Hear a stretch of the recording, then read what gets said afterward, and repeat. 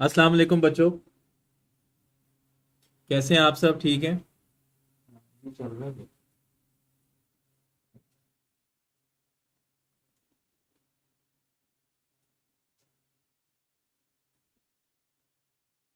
ठीक है।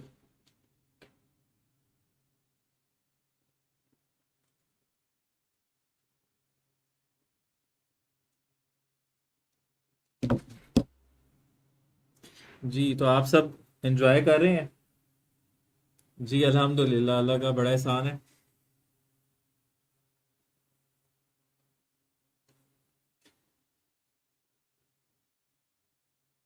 तो आजकल आप लोग डे ड्रीमिंग कर रहे हो या नाइट ड्रीमिंग कर रहे हो?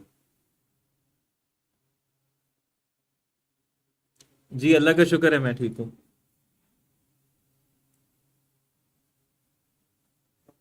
अच्छा, डे ड्रीमिंग भी हो रही है और नाइट ड्रीमिंग भी हो रही है, ठीक है।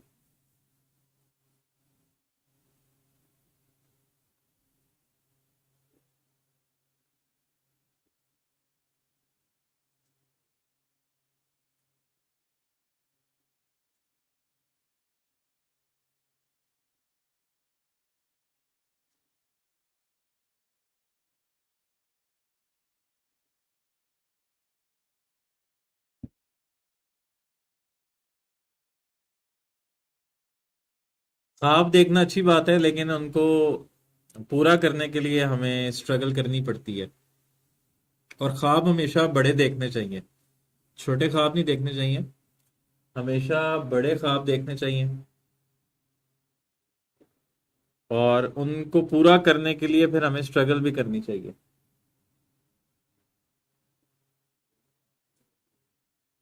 हम अल्लाह ताला से जो है वो सिर्फ अपनी हैसियत के मुताबिक मांग रहे होते हैं, पर हमें अल्लाह ताला से अल्लाह की अल्लाह की हैसियत के मुताबिक मांगना चाहिए।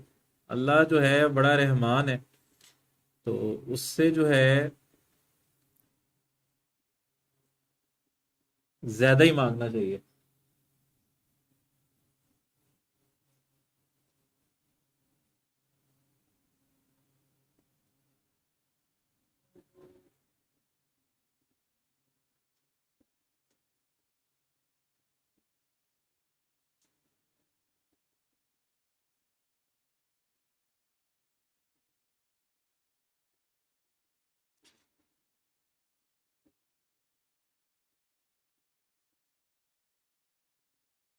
तो हमने एल्डिहाइड्स और कीटोन्स के base catalysed nucleophilic addition reactions पढ़ लिए थे।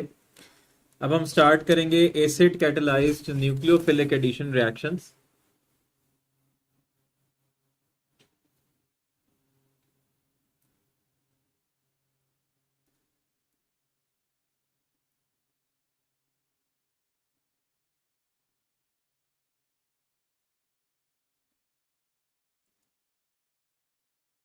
अच्छा, उससे पहले आप लोगों का थोड़ा सा टेस्ट ना हो जाए।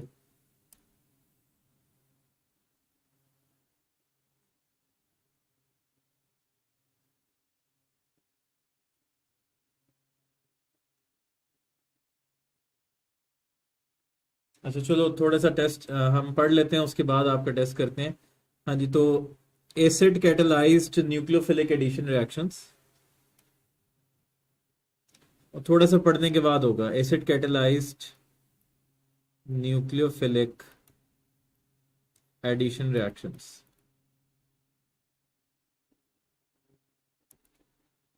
हाँ जी, तो एसिड क्या करता है? हमने बात की थी कि जो बेस है वो न्यूक्लियोफाइल के न्यूक्लियोफिलिक करेक्टर को बढ़ा देती है। तो एसिड क्या करता है?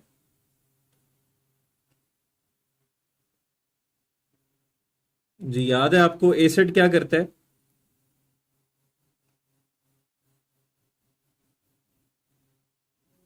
हमने ये मैकेनिज्म देखा था कि एसिड जो है वो कार्बोनाइल ग्रुप का जो कार्बन होता है उसका इलेक्ट्रोफिलिक करेक्टर बढ़ा देता है। तो ये हमारे पास हाइड्रोजन आयन है, तो ये पूरा pair of electron oxygen hydrogen के साथ डेवलप कर लेता है। तो कार्बन का एक इलेक्ट्रॉन कम हो जाता है, तो कार्बन पे आ जाता है पॉजिटिव चार्ज। तो ये एसिड जो है ये कार्बोनाइल कार्बन के इलेक्ट्रोफिलिक करेक्टर को इंक्रीज करता है। तो कोई वीक न्यूक्लियोफाइल भी होगा वो भी इस पे आसानी से अटैक कर लेगा। तो इसमें पहला रिएक्शन है हमारे पास पॉलीमेराइजेशन।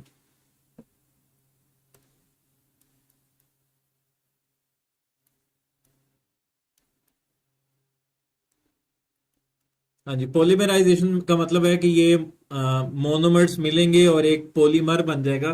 तो बेसिकली इसमें हम तीन मोनोमर्स ले रहे हैं। तो पहले हम पॉलीमराइजेशन करवा रहे हैं फॉर्मल्डिहाइड की। तो हम तीन मॉलिक्यूल ले रहे हैं फॉर्मल्डिहाइड के, HCHO। अब बेसिकली इसमें क्या है हमारे पास, CH2O है। तो तीन CH2 है, तीन O है। और चूंकि ये एसिड की प्रेजेंस में हो रहा है तो हमारे पास एसिड है जी, सल्फ्यूरिक एसिड। तो हमारे पास क्या है, तीन CH2 हैं और तीन O हैं। तो ये रिंग की फॉर्म में आपस में पॉलीमराइज हो जाएंगे। O, फिर CH2, फिर O, फिर CH2, फिर O, फिर CH2, और ये फिर O। तो ये तीन तीन मोनोमर्स आपस में मिले, तो इसलिए हम इसको कह रहे हैं ट्राइमर। और इसका नाम है मेटाफॉर्मल्डिहाइड। इस कंपाउंड का नेम है मेटाफॉर्मल्डिहाइड। इसी तरह हम अगर एसिटल्डिहाइड को पॉलीमराइज करवाएं तो उसमें भी हम तीन एसिटल्डिहाइड के मॉलिक्यूल लेंगे, CH3CHO। तो हमारे पास तीन CH3 हैं और तीन O है।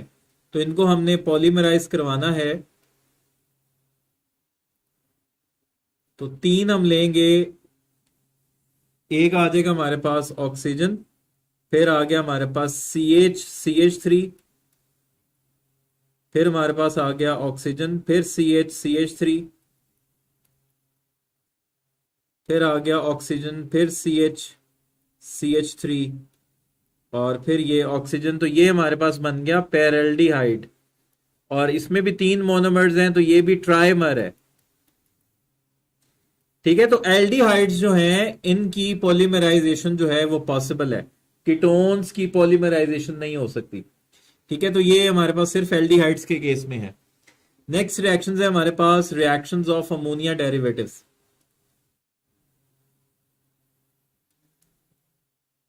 Reactions with ammonia derivatives.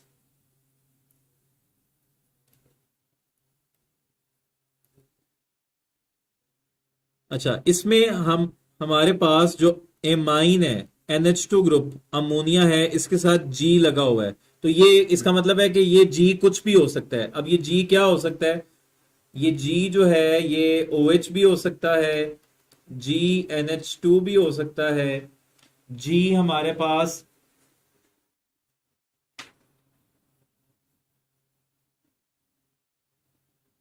NHC6H5 भी हो सकता है। इसी तरह G हमारे पास NHC6H3NO2 ट्वाइस भी हो सकता है। तो G की जगह हम वैलिस पुट करके देखते हैं और हमारे पास ये कंपाउंड बनेंगे।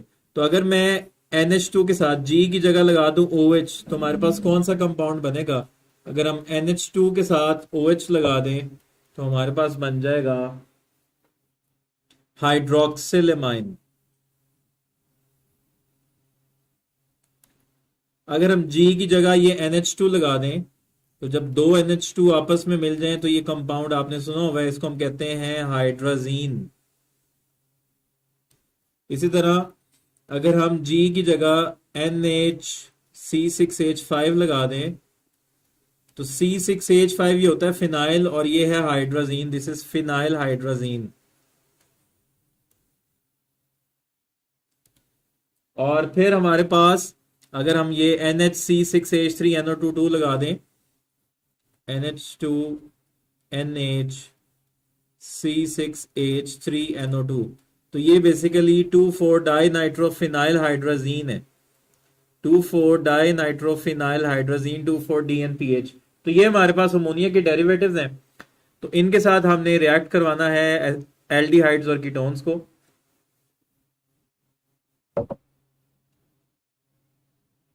तो पहले हम जनरल रिएक्शन देख लेते हैं।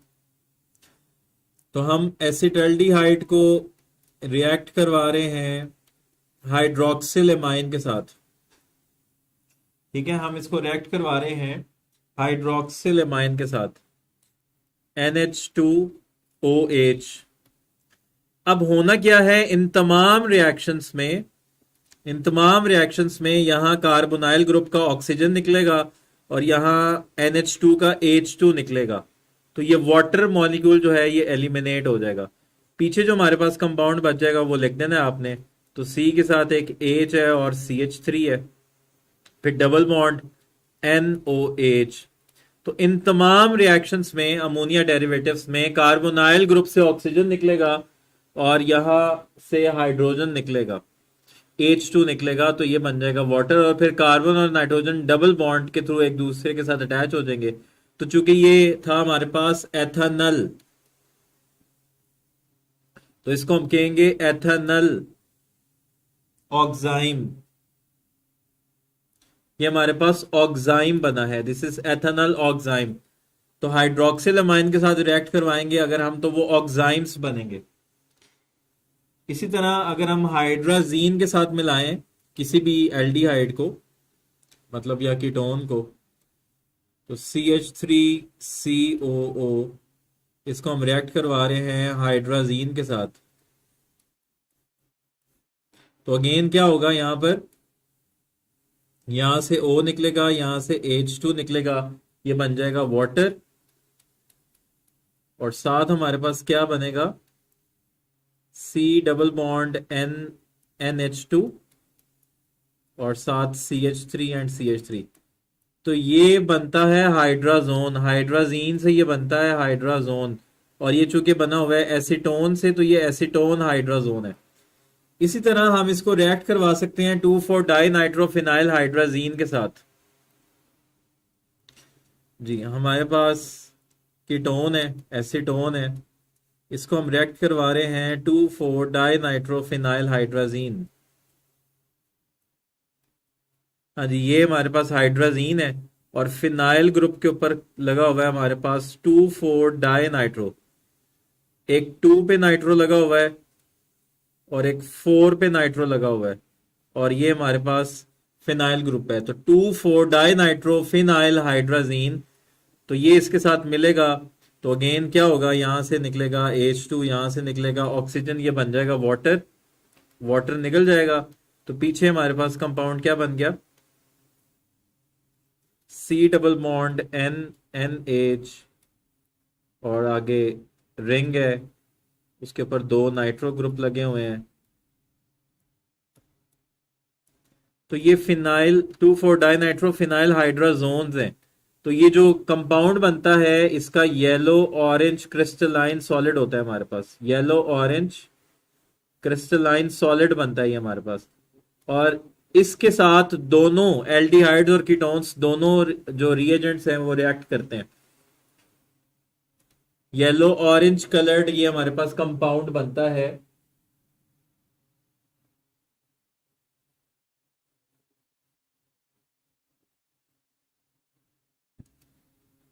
ये बेटा कंडेंसेशन रिएक्शन है। वाटर मॉलिक्यूल एलिमिनेट हो रहा है और फिर दो मॉलिक्यूल्स आपस में जुड़ रहे हैं, तो ये कंडेंसेशन रिएक्शन है।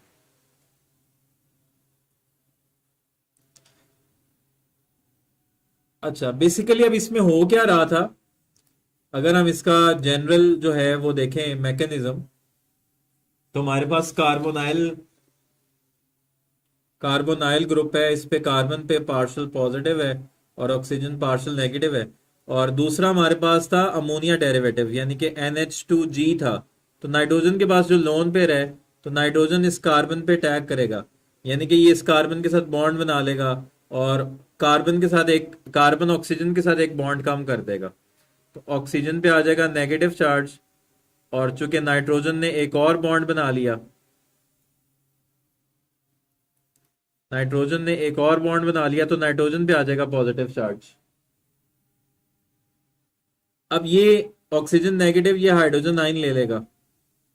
जब ये हाइड्रोजन आइन ले लेगा तो ये हो जाएगा OH, और नाइट्रोजन वापस अपनी स्टेट पे आ जाएगा। नाइट्रोजन के साथ एक हाइड्रोजन है और एक G है। अब क्या होगा, नाइट्रोजन से निकलेगा H और कार्बन से निकलेगा OH, ये वाटर मॉलिक्यूल निकल जाएगा और हमारे पास C डबल बॉन्ड NG बन जाएगा, और यही हमारा कंपाउंड बन रहा था। ठीक है, तो ये हमारा जनरल मैकेनिज्म है। तो बेसिकली नाइट्रोजन से ही दो हाइड्रोजन निकले हैं, नाइट्रोजन से ही दो हाइड्रोजन निकले हैं, लेकिन ये एक हाइड्रोजन जो है ये ऑक्सीजन के पास चला गया था, तो कार्बन और नाइट्रोजन में डबल बॉन्ड क्रिएट हो जाता है। अच्छा बेटा, 1 मिनट, यहाँ पर अजान अजान हो रही है, जरा 1 मिनट ब्रेक।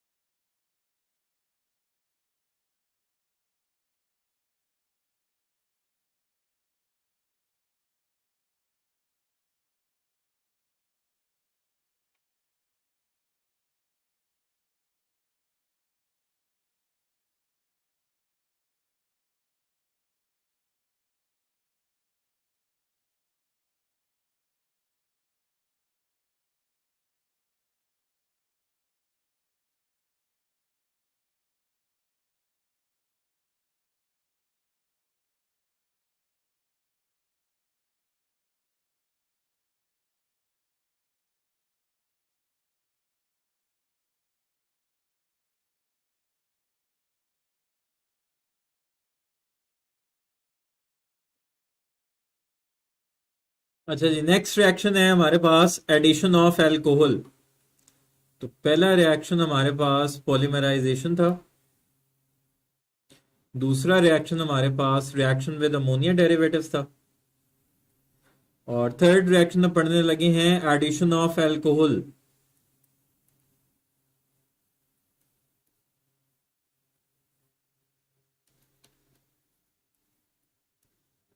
तो ये भी acid catalysed nucleophilic addition reaction है। तो ये अल्कोहल वाला जो रिएक्शन है ये सिर्फ एल्डिहाइड्स ये रिएक्शन शो करेंगे, कीटोन्स जो हैं ये रिएक्शन शो नहीं करेंगे। कीटोन्स ये रिएक्शन शो नहीं करेंगे, सिर्फ एल्डिहाइड्स जो हैं इनमें हम अल्कोहल ऐड कर सकते हैं। हाँ जी, तो हम एसिटल्डिहाइड के अंदर अल्कोहल ऐड करने लगे और अल्कोहल के हमने दो मॉलिक्यूल ले हैं। लेट से हमारे पास है जी ethanol 2C2H5OH in the presence of dry HCl। अब यहां से यहां पर हमारे पास कितने हाइड्रोजन है? दो हाइड्रोजन है, क्योंकि दो मॉलिक्यूल लिए हुए हैं। दो हाइड्रोजन है, दो ऑक्सीजन है। तो यहां से आपने दो हाइड्रोजन लेने हैं और एक ऑक्सीजन ले लेना है, वो बन गया वाटर। वाटर निकल गया। पीछे हमारे पास क्या बच गया? एक बच गया C2H5 और एक बच गया OC2H5। जब हमने इसमें से वाटर निकाल दिया था तो एक रह गया था C2H5 और एक रह गया था OC2H5। अब जो OC2H5 है ना वो इस कार्बन पे अटैक करेगा। तो इस कार्बन पे अटैक करेगा OC2H5 और ये जो दूसरा ऑक्सीजन है इसके साथ लग जाएगा C2H5। तो बेसिकली दो OC2H5 लग गए। तो ये हमारे पास 1 2 ये दो कार्बन वाली इथेन है और 1 पे दो इथॉक्सी ग्रुप लगे हुए हैं। तो इसका नाम है 1 di ethoxy ethane. 1 di ethoxy ethane. और इसको कॉमनली हम कहते हैं एसिटल। इसको कॉमनली हम क्या कहते हैं? एसिटल। 1 di ethoxy ethane. अच्छा, ये रिएक्शन अब बड़ा इंपॉर्टेंट है। अब आपने याद रखना है, अगर आपने एल्डिहाइड्स को प्रोटेक्ट करना है, दिस रिएक्शन प्रोटेक्ट्स एल्डिहाइड्स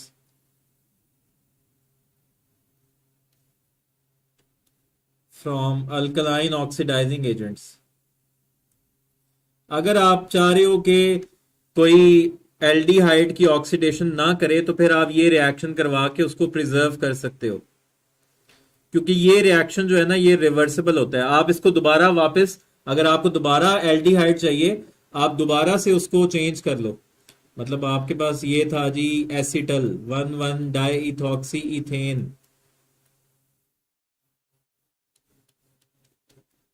आप इसमें दोबारा वाटर ऐड करके इन द प्रेजेंस ऑफ एसिड फिर से इसको एल्डिहाइड में चेंज कर लो। ठीक है, तो ये हमारे पास रिवर्सिबल रिएक्शन है। तो अगर आपने एल्डिहाइड्स को प्रोटेक्ट करना है फ्रॉम अल्कलाइन ऑक्सीडाइजिंग एजेंट्स तो फिर आप उसमें अल्कोहल ऐड करके उसको डाइथॉक्सी इथेन की फॉर्म में प्रिजर्व कर सकते हो। तो ये थे जी reactions, acid catalysed nucleophilic addition reactions. अब हम एल्डिहाइड्स और कीटोन्स की रिडक्शन करेंगे। क्या करेंगे? अब न्यूक्लियोफिलिक एडिशन रिएक्शंस खत्म हो गए हैं, अब हम बात करने लगे हैं रिडक्शन रिएक्शंस की। तो एल्डिहाइड को रिड्यूस करेंगे तो प्राइमरी अल्कोहल बनेगी, सेकेंडरी अल्कोहल को रिड्यूस करेंगे, सॉरी कीटोन्स को रिड्यूस करेंगे तो सेकेंडरी अल्कोहल बनेगी।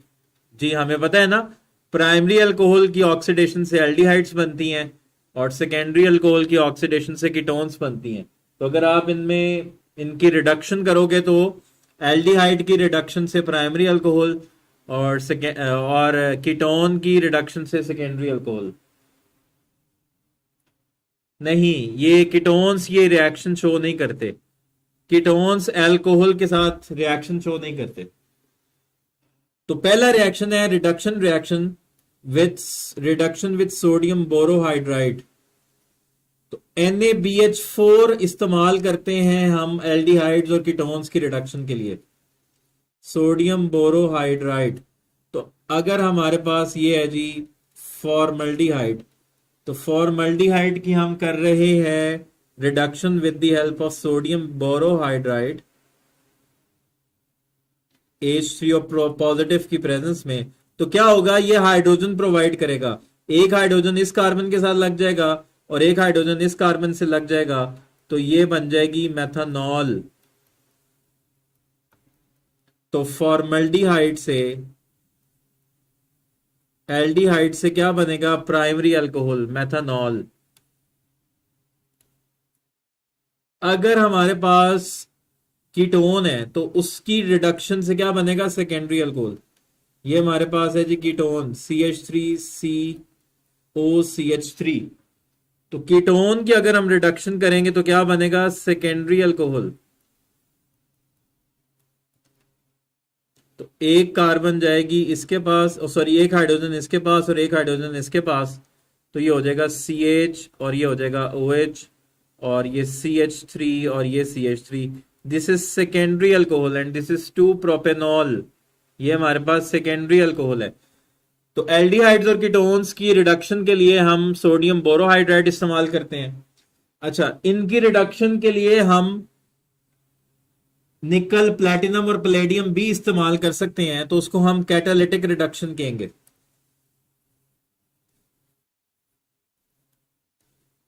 कैटालिटिक रिडक्शन में क्या होगा, सेम रिएक्शन यही होगा, बस हम कैटलिस्ट कौन से इस्तेमाल करेंगे, निकल, प्लैटिनम या पैलेडियम।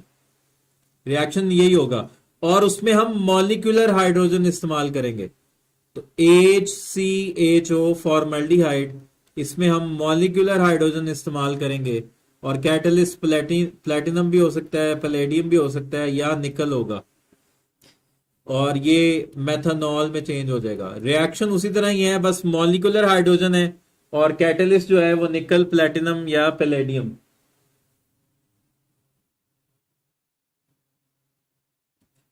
जी जी, अगर आपने एल्केन्स बनाना है, कार्बोनाइल कंपाउंड से अगर आपने एल्केन्स बनाना है, तो फिर उसके लिए आपको रिएजेंट डिफरेंट लेने पड़ेंगे।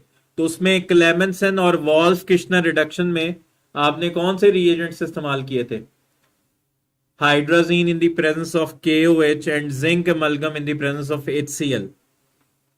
एक में आप इस्तेमाल कर रहे थे zinc mercury in the presence of HCl और एक में आप इस्तेमाल करते हो N2H4 in the presence of potassium hydroxide.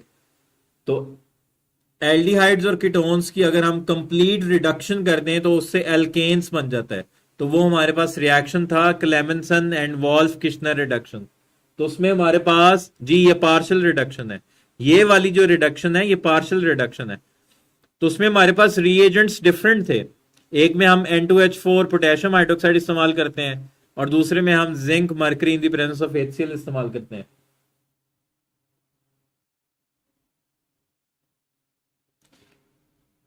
अच्छा, इसी तरह हम अगर कीटोन की रिडक्शन करेंगे, कैटालिटिक रिडक्शन करेंगे, तो अगेन सेकेंडरी अल्कोहल बनेगी, प्लैटिनम, पैलेडियम और निकल, और इसमें हमारे पास HOH। तो इस तरह हम रिडक्शन कर सकते हैं सोडियम बोरोहाइड्राइड की मदद से, या कैटालिटिक रिडक्शन होगी तो कैटलिस्ट हमारे पास निकल, प्लैटिनम, पैलेडियम होंगे। अब हम इनके ऑक्सीडेशन रिएक्शंस की बात करेंगे। इनकी ऑक्सीडेशन हो सकती है, अगर हम एल्डिहाइड्स की ऑक्सीडेशन करेंगे तो क्या बनेगा,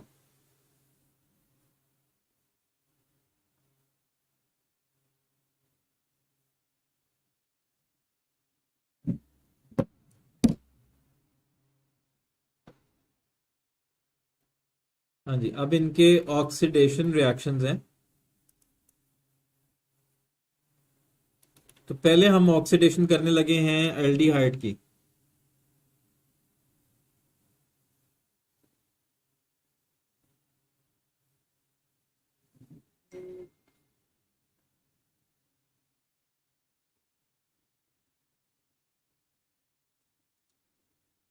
तो एल्डिहाइड्स की ऑक्सीडेशन से कार्बोक्सिलिक एसिड्स बनेंगे।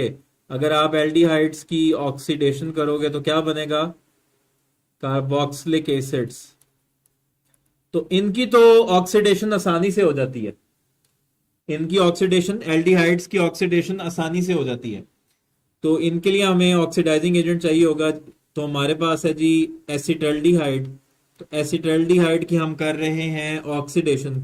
ऑक्सीडाइजिंग एजेंट कौन सा है हमारे पास? Potassium dichromate and sulphuric acid. तो ये चेंज हो जाएगा किस में? कार्बोक्सिलिक एसिड में, एसिटिक एसिड में। यहां पर अब बड़ी इंपॉर्टेंट बात है कि एल्डिहाइड्स की जब आप ऑक्सीडेशन करोगे तो इससे जो एसिड बनेगा उसमें और एल्डिहाइड में same number of carbon atoms होंगे।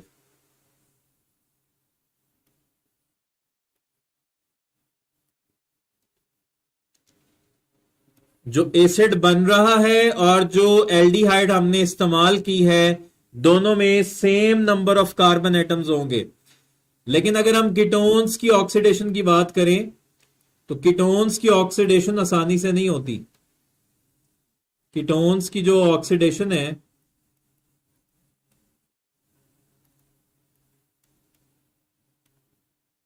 इसकी ऑक्सीडेशन मुश्किल से होगी, और इसके लिए हमारे पास क्या चाहिए?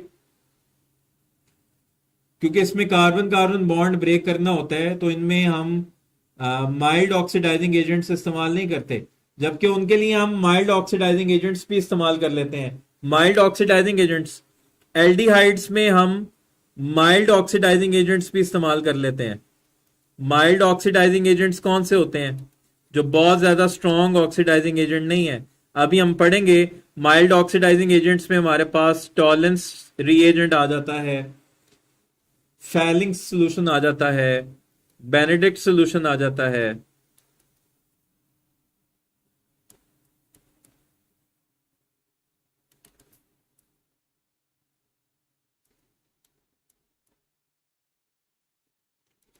ठीक है, एल्डिहाइड्स की ऑक्सीडेशन आप माइल्ड ऑक्सीडाइजिंग एजेंट से भी करवा सकते हो और स्ट्रॉन्ग ऑक्सीडाइजिंग एजेंट से भी करवा सकते हो।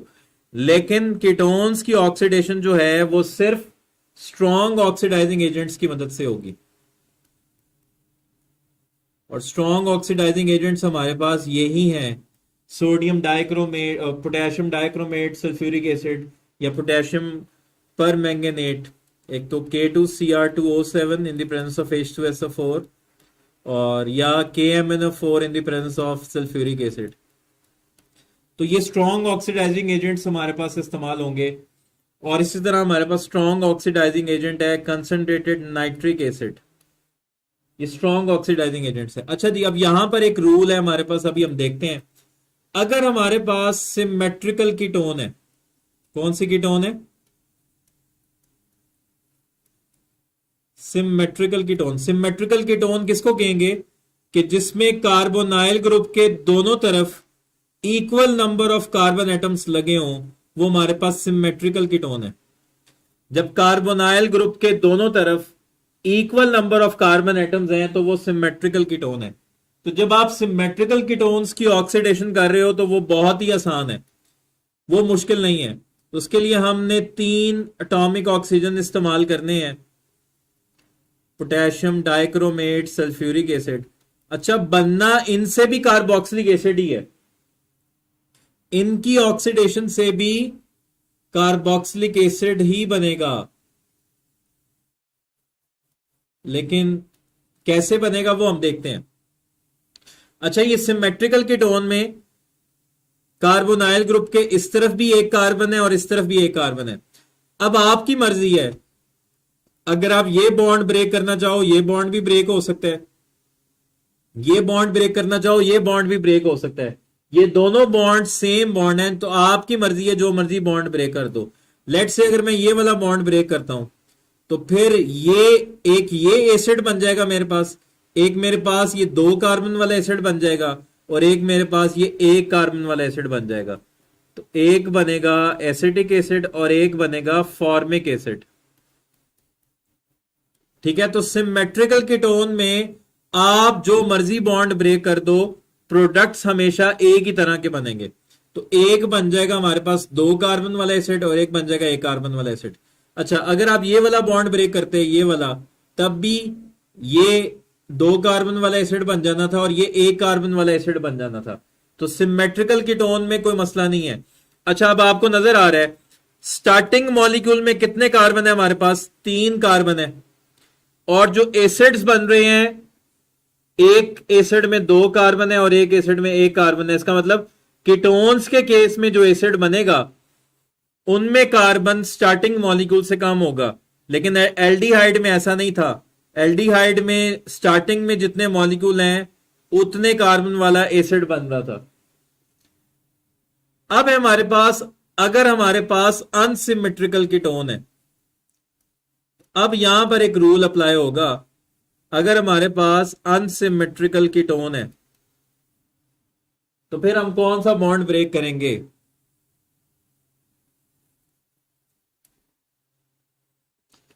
अनसिमेट्रिकल कीटोन से मुराद है, लेट से मेरे पास एक तरफ जो है वो 1 कार्बन है, कार्बोनाइल ग्रुप के एक तरफ 1 कार्बन है और एक तरफ 2 कार्बन है। अब यहां पर मेरे पास 2 पॉसिबिलिटीज हैं, मैं इसको 2 बार लिख रहा हूं।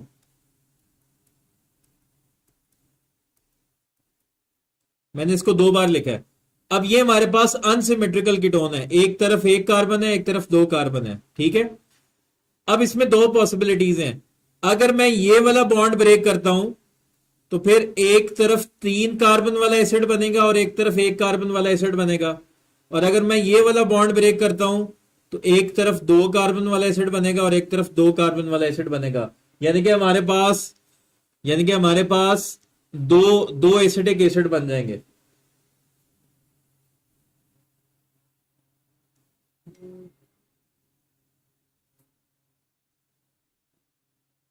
तो यहां पर अब कौन सा बॉन्ड ब्रेक होगा?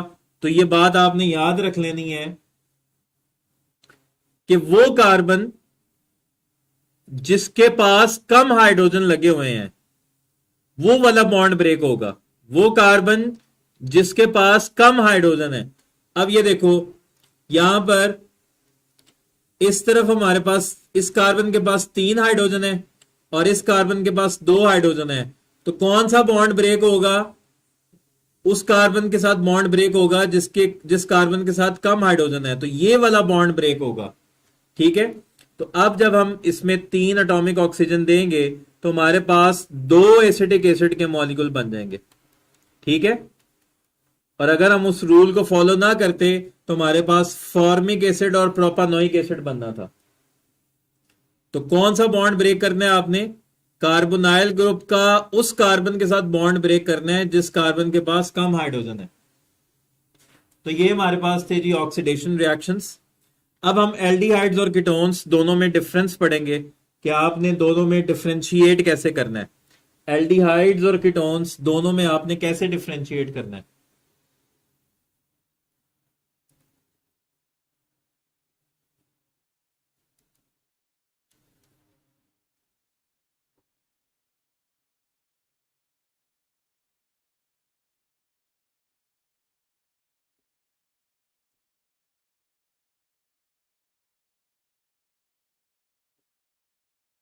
जी, हमारे पास है टाइप्स ऑफ रिएक्शंस और रीएजेंट्स। और इधर मैं लिख रहा हूं एल्डिहाइड्स और इधर मैं लिख रहा हूं कीटोन्स।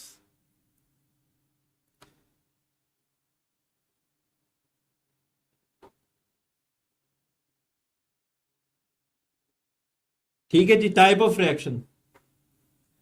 तो अगर हम इनकी रिडक्शन करवाएं तो दोनों में क्या डिफरेंस है? तो एल्डिहाइड्स की रिडक्शन से प्राइमरी अल्कोहल बनेगी और कीटोन्स की रिडक्शन से सेकेंडरी अल्कोहल बनेगी। ये फर्स्ट हो गया। नेक्स्ट है हमारे पास ऑक्सीडेशन। तो एल्डिहाइड्स की ऑक्सीडेशन से कार्बोक्सिलिक एसिड्स बनेंगे with same number of carbon atoms as in aldehyde।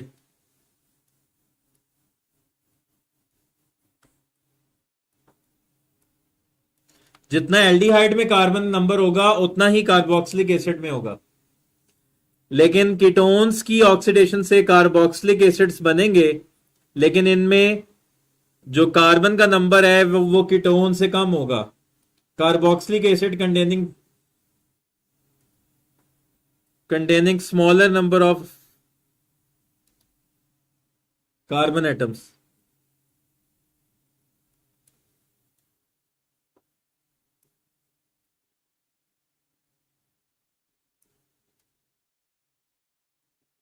Reaction with Tollens reagent next है एल्डिहाइड और कीटोन के लिए। टॉलेंस रीएजेंट या Tollens reaction with Tollens reagent.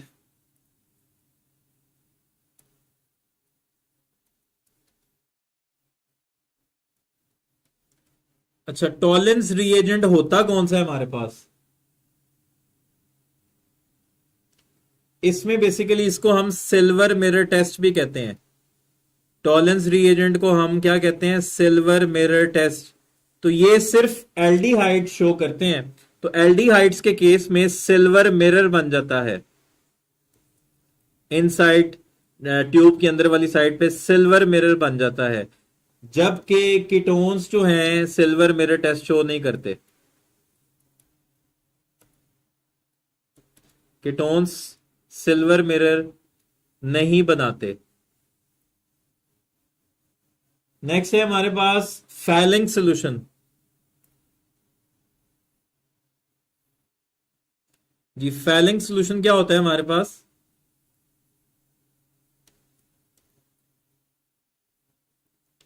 Falling solution हम कहते हैं क्यूप्रिक टार्टरेट कॉम्प्लेक्स को।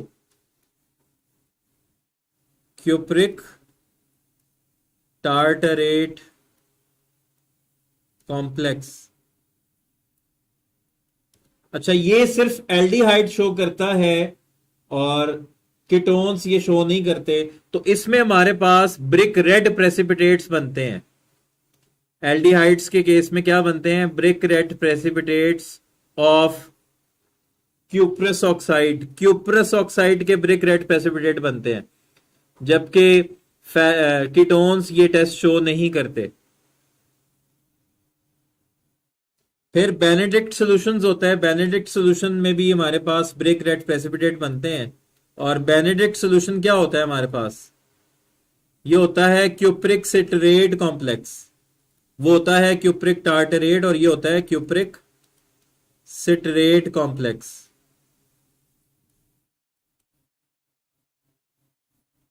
तो इसमें भी हमारे पास ब्रिक रेड प्रेसिपिटेट्स बनते हैं क्यूप्रस ऑक्साइड के, और कीटोन्स ये टेस्ट शो नहीं करते। फिर हमारे पास हमने पॉलीमराइजेशन की बात की थी।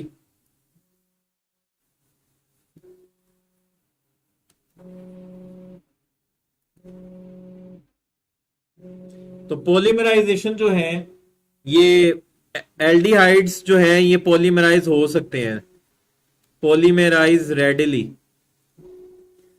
जैसे कि हमने पढ़ा था acid catalysed nucleophilic addition reactions में, हमने पढ़ा है कि फॉर्मल्डिहाइड पॉलीमराइज होके मेटा फॉर्मल्डिहाइड बना रहा है और एसिटाल्डिहाइड पॉलीमराइज होके पेराल्डिहाइड बना रहा है, जबकि ये पॉलीमराइज नहीं होते, don't polymerase.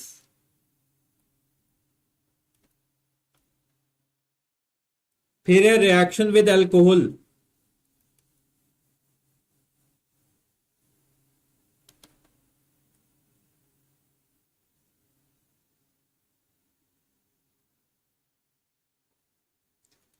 Reaction with alcohol, तो कौन अल्कोहल के साथ रिएक्ट करता है? एल्डिहाइड्स। सिर्फ एल्डिहाइड्स अल्कोहल के साथ रिएक्ट करके एसिटल बनाती हैं। तो ये एसिटल फॉर्मेशन करती हैं कौन? एल्डिहाइड्स, जबकि कीटोन्स रिएक्ट नहीं करती हैं अल्कोहल के साथ।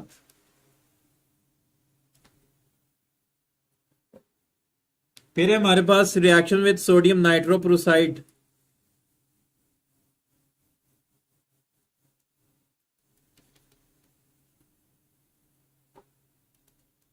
Reaction with sodium nitroprusside.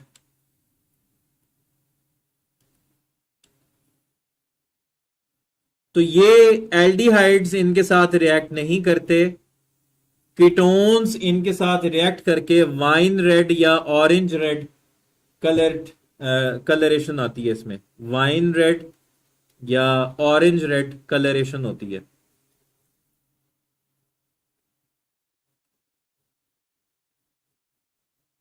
ठीक है, तो कौन कौन से टेस्ट जो हैं वो सिर्फ एल्डिहाइड शो करते हैं?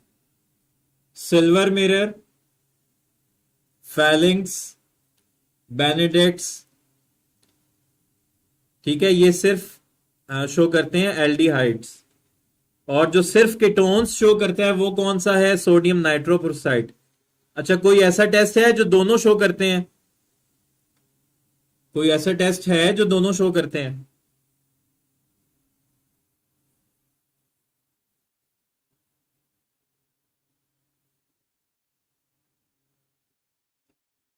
तो अभी हमने बात की थी कि अगर हम इनको रिएक्ट करवाएं 2,4 डाई नाइट्रोफिनाइल हाइड्राजीन के साथ, एल्डिहाइड्स और कीटोन्स दोनों ही,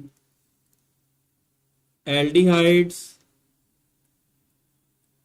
और कीटोन्स ये दोनों जो टेस्ट शो करते हैं वो कौन सा है? 2,4 डाई नाइट्रोफिनाइल हाइड्राजीन टेस्ट।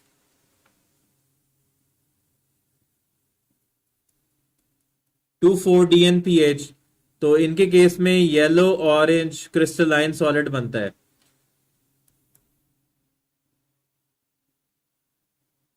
इसी तरह एल्डिहाइड्स में सिर्फ एसिटल्डिहाइड और कीटोन्स में स्मॉल मिथाइल कीटोन्स जो हैं वो आयोडोफॉर्म टेस्ट को शो करते हैं।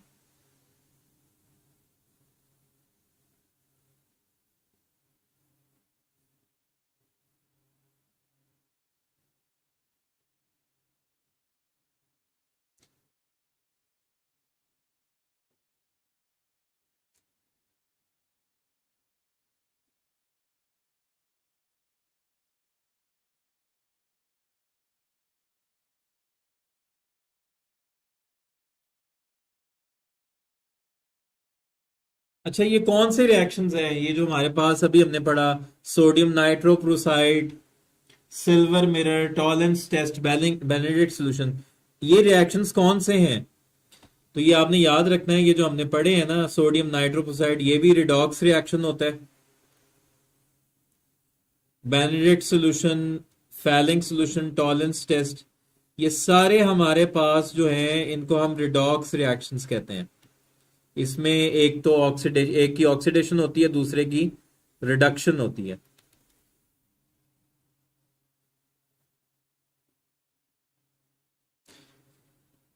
अच्छा जी, अब आप लोगों से क्वेश्चन है।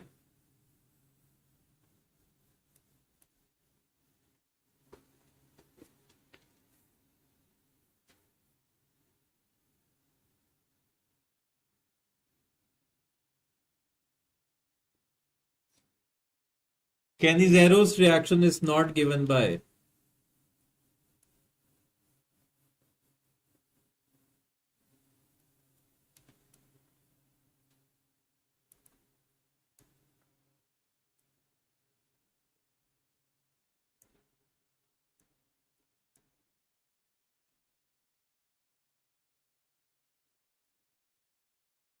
HCHO,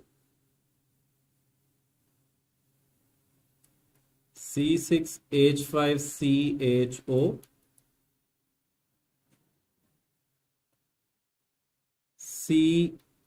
CCH3 3CHO,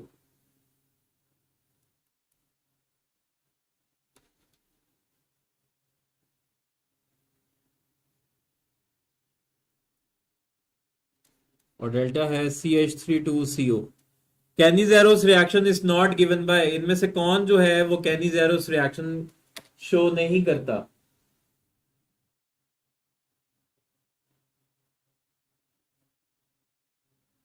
reduction, basically aldehyde उनको रिड्यूस करता है, एल्डिहाइड फैलिंग सॉल्यूशन को रिड्यूस करता है।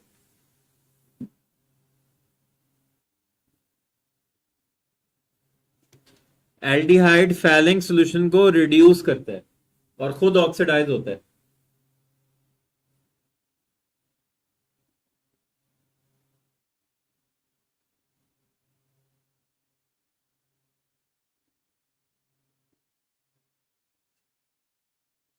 तो कैनिज़ेरोस रिएक्शन कौन शो करते हैं? जिनके पास अल्फा हाइड्रोजन नहीं होता। तो आपने देखना है इनमें से किसके पास अल्फा हाइड्रोजन है। तो यहां फॉर्मल्डिहाइड में हमारे पास अल्फा हाइड्रोजन नहीं है, तो ये कैनिज़ेरोस रिएक्शन शो करता है। इसमें इसके पास भी बेंजल्डिहाइड में भी अल्फा हाइड्रोजन नहीं है, और इसके केस में भी हमारे पास अल्फा हाइड्रोजन, ये अल्फा कार्बन है और इसके पास कोई भी हाइड्रोजन नहीं है। जबकि ये जो हमारे पास है ना कीटोन, कीटोन में हमारे पास ये अल्फा कार्बन है और इसके साथ ये अल्फा हाइड्रोजन है। तो ये जो है कैनिज़ेरोस रिएक्शन शो नहीं करेगा। जिसके पास अल्फा हाइड्रोजन होगी वो कैनिज़ेरोस रिएक्शन शो नहीं करेगा।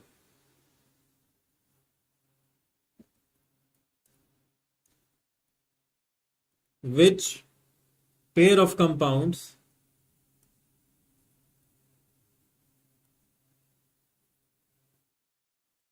cannot be distinguished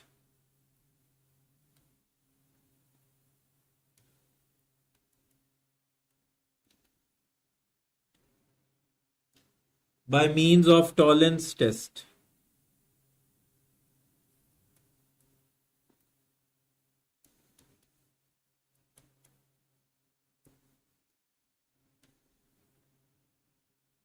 HCHO and CH3COCH3,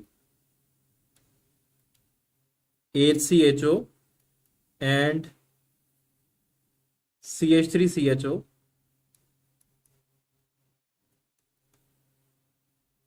CH3CHO and CH3COCH3।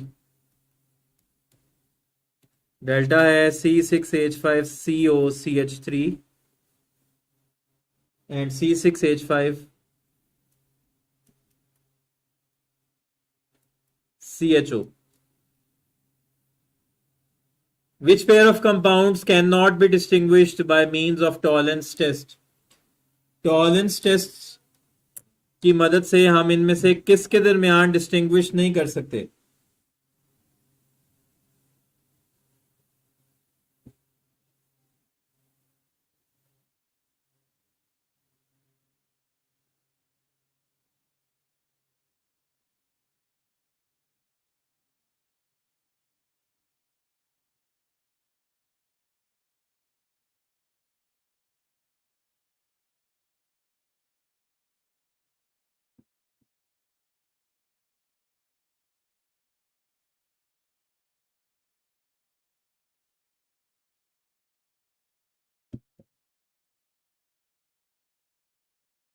Aldehyde और कीटोन के दरमियान हम डिफरेंशिएट कर सकते हैं ना। तो ये एल्डिहाइड है, ये कीटोन है, तो इनमें डिफरेंशिएट कर सकते हैं। ये एल्डिहाइड है, ये भी एल्डिहाइड है, तो इनके दरमियान डिफरेंशिएट नहीं कर सकते।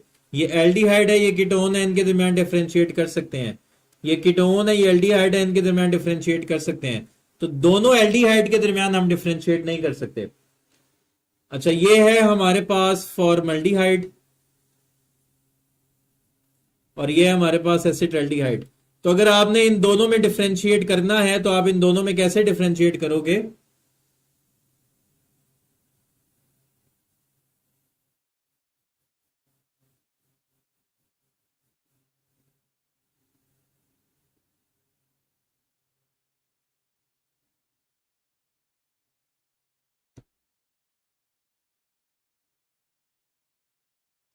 हाँ जी, इसके लिए हम इस्तेमाल करेंगे iodoform test. Acetaldehyde iodoform test positive show करता है, जबकि फॉर्मल्डिहाइड जो है वो आयोडोफॉर्म टेस्ट पॉजिटिव शो नहीं करता। नेक्स्ट है methyl ketones are usually characterised by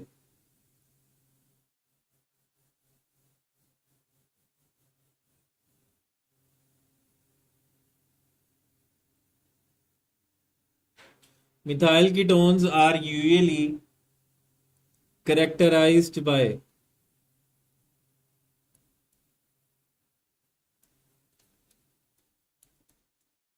options है Tollens test,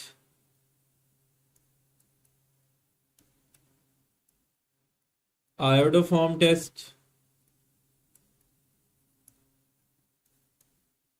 Lucas test, Fehling solution test.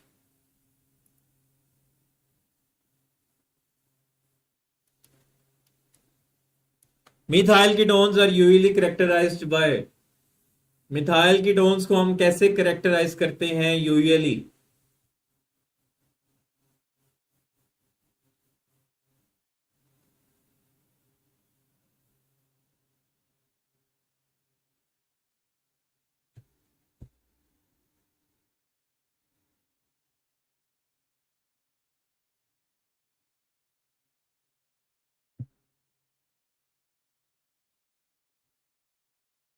हाँ जी, मीथाइल कीटोन्स जो हैं ये आयोडोफॉर्म टेस्ट शो करते हैं। तो कीटोन्स और मीथाइल कीटोन्स में अगर आपने डिफरेंशिएट करना है तो उसके लिए हमारे पास आयोडोफॉर्म टेस्ट होता है। बेंजल्डिहाइड, नेक्स्ट क्वेश्चन है,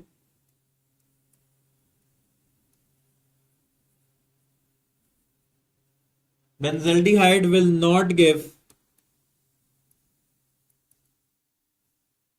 विच of the following reaction?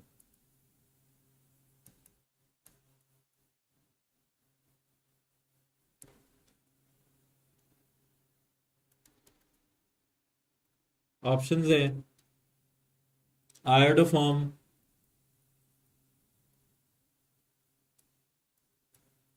Silver mirror,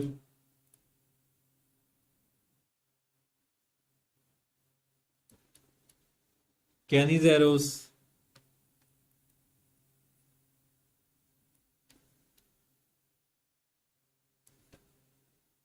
delta है 2,4-DNPH। जी, benzaldehyde will not give which of the following reaction?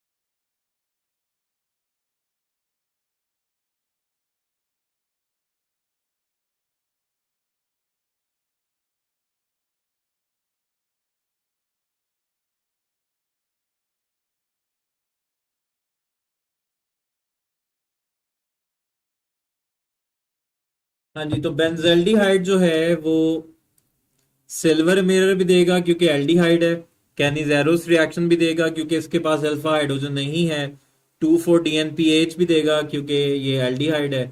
ये आयोडोफॉर्म टेस्ट शो नहीं करेगा। हाँ जी, नेक्स्ट क्वेश्चन है,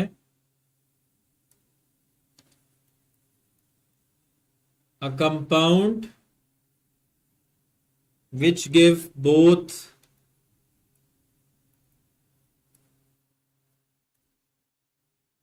haloform and tolerance test is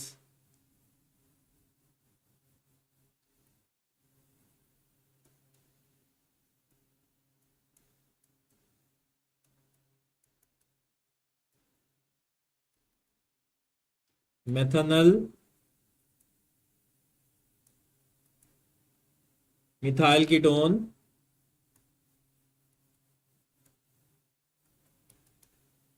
acetaldehyde,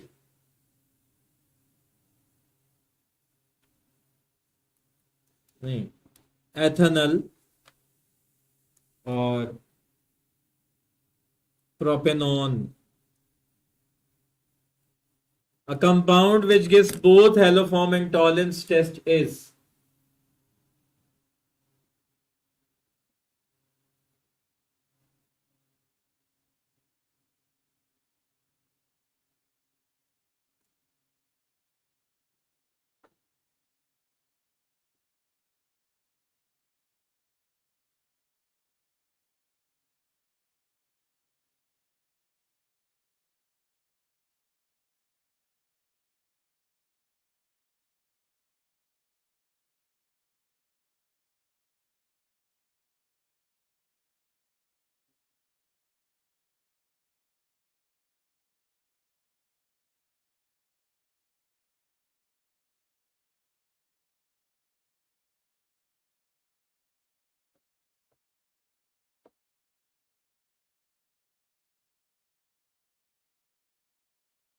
हाँ जी बेटा।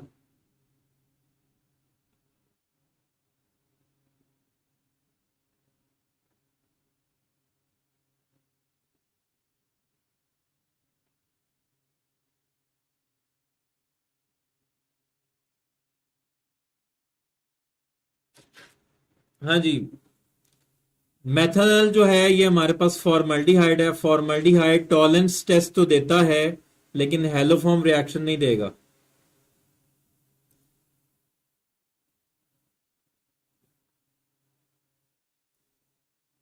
जी बताता हूं मैं। तो ये टॉलेंस टेस्ट तो देगा, लेकिन आयोडोफॉर्म नहीं देगा। मिथाइल कीटोन्स जो हैं ये हेलोफॉर्म रिएक्शंस तो देगा। ठीक है, ये हेलोफॉर्म देगा। एथेनॉल जो है ये दोनों टेस्ट शो करेगा। एसिटल्डिहाइड टॉलेंस टेस्ट भी देगा क्योंकि एल्डिहाइड है, और हेलोफॉर्म भी है। प्रोपेनॉन जो है ये सिर्फ हेलोफॉर्म रिएक्शन देगा। ठीक है। So the right answer is ethanol. Ethanol acetaldehyde iodoform test भी शो करेगा और टॉलेंस टेस्ट भी। हाँ जी, रिड्यूसिंग शुगर्स और नॉन रिड्यूसिंग शुगर्स क्या होती हैं? नाम से जाहिर है वो शुगर्स जो दूसरे को रिड्यूस करती हैं, यानी कि जो रिड्यूसिंग एजेंट होती हैं, दूसरे को रिड्यूस करती हैं और खुद ऑक्सीडाइज होती हैं। जैसे कि अभी हमने पढ़ा कि ये जो ग्लूकोज होती है, आपको पता है ना, ग्लूकोज क्या है? रिड्यूसिंग शुगर है। ग्लूकोज में क्या होता है आपके पास? एल्डिहाइड ग्रुप होता है ना ग्लूकोज के अंदर। H O H H O H. सिर्फ थर्ड पोजीशन पे ओ एच जो है वो लेफ्ट साइड पर होती है, बाकी तमाम में ओ एच राइट साइड पर होता है।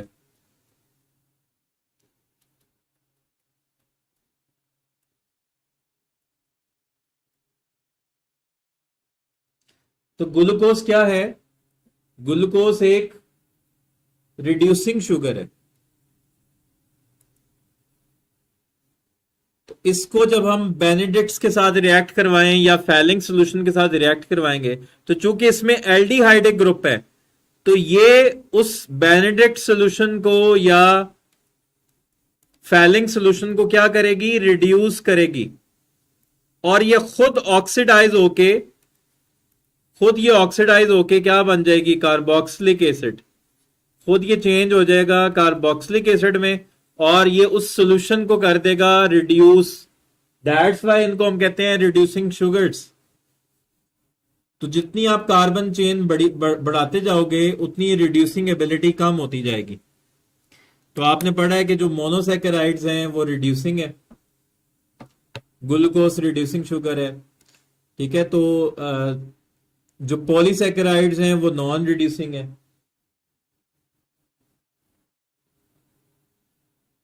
ठीक है, जो दूसरे को रिड्यूस करती हैं। बहुत सिंपल है।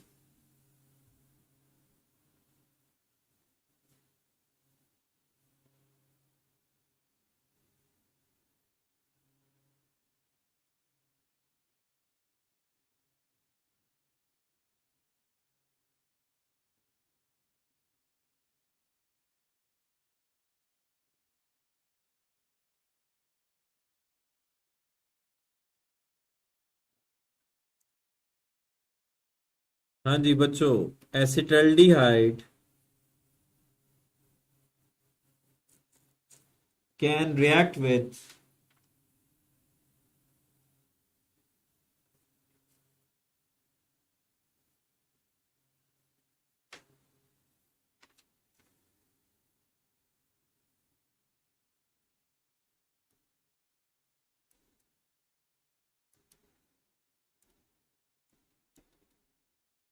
electrophiles only.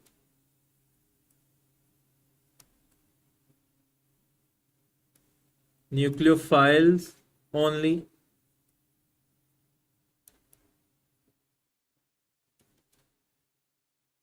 Electrophiles and nucleophiles.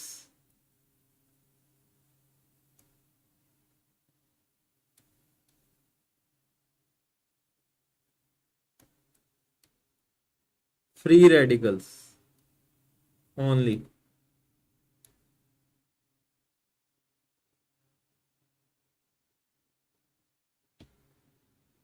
जी, हम इसी वजह से इन्हें रिडॉक्स रिएक्शंस कहते हैं।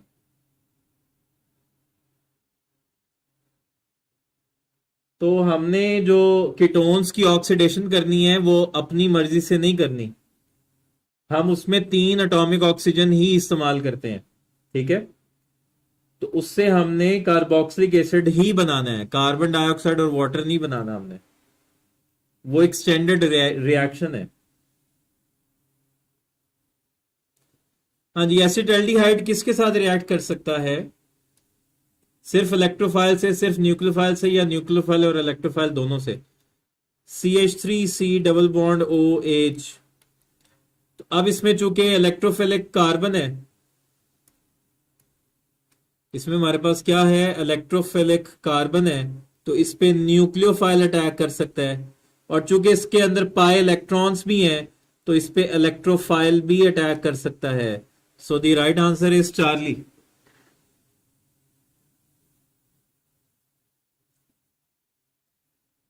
बस ये लेक्चर खत्म होने लगा है और ये यूनिट कंप्लीट कंप्लीट हो चुका है। बस मैं ये एंडिंग कर रहा हूँ, ये यूनिट कंप्लीट हो चुका है, हम प्रैक्टिस कर रहे हैं।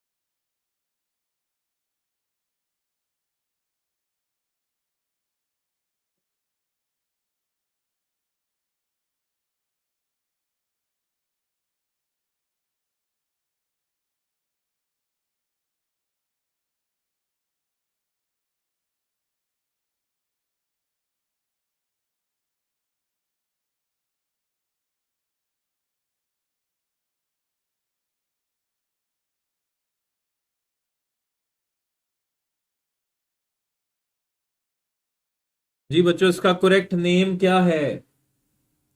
Correct name of the given compound is?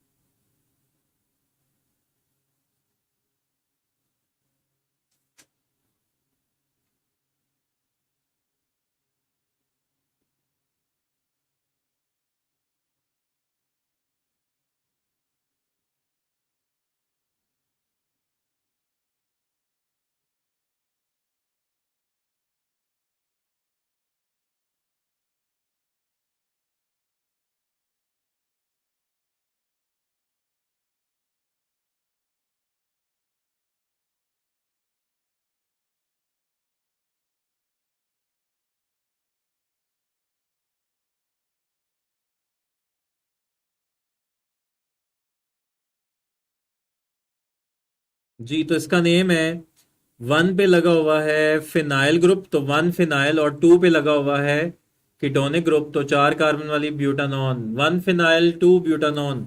Right answer is delta.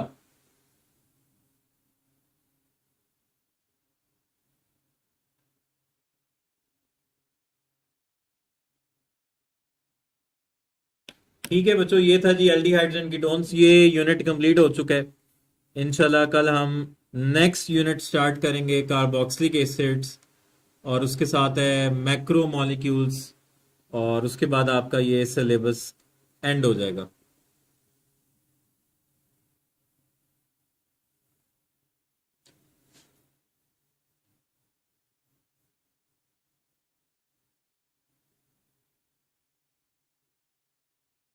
ये जो 2,4-DNPH है ना, वो कंडेंसेशन रिएक्शन है।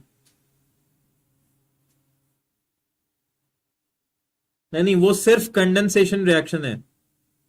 2,4-DNPH वाला जो रिएक्शन है वो कंडेंसेशन रिएक्शन है।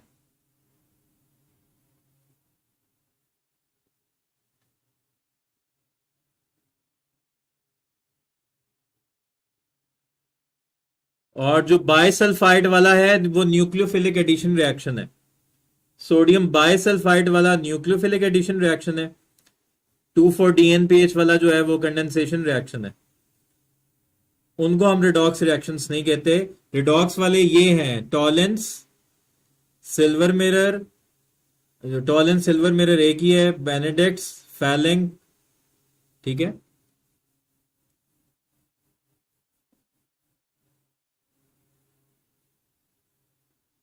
और सोडियम नाइट्रोप्रोसाइड वाला।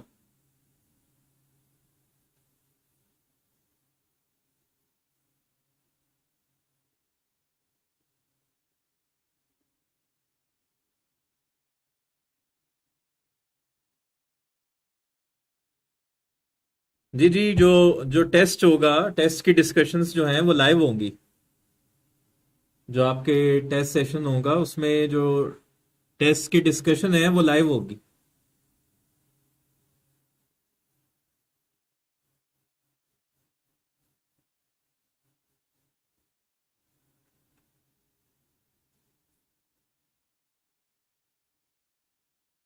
अभी जो आप यूनिट पढ़ रहे हो ना, इसको साथ साथ याद कर लो। फिर दोबारा से जब टेस्ट सेशन स्टार्ट होगा तो फिर आपने हर यूनिट को फिर ध्यान से फुल कंसंट्रेशन के साथ जो है ना उसकी रिवीजन करनी है, ठीक है। अभी आप ये छोड़ दो कि आपके ये सेकेंड ईयर के यूनिट्स रह गए हैं या अभी आपने रिवाइज नहीं किया, लेकिन अभी जो हम पढ़ रहे हैं इसको डेली के डेली आप याद कर लो। फिर जब टेस्ट सेशन स्टार्ट होगा तो उसमें आप फिर दोबारा से जो है ना हर यूनिट को फिर आपने स्किप नहीं करना, फिर आपने किसी भी यूनिट को स्किप नहीं करना, फिर आपने हर यूनिट को साथ लेके चलना है।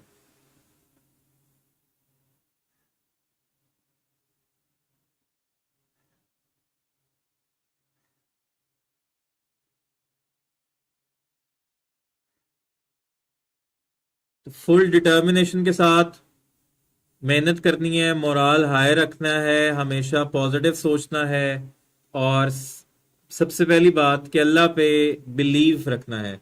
अल्लाह पे ईमान होना बहुत ज़रूरी है कि वो जो करेगा बेहतर करेगा। तो मेहनत आपने करनी है, बाकी उसका फल जो है वो अल्लाह देगा। तो इंशाल्लाह कल मिलते हैं नए यूनिट के साथ। अल्लाह हाफिज।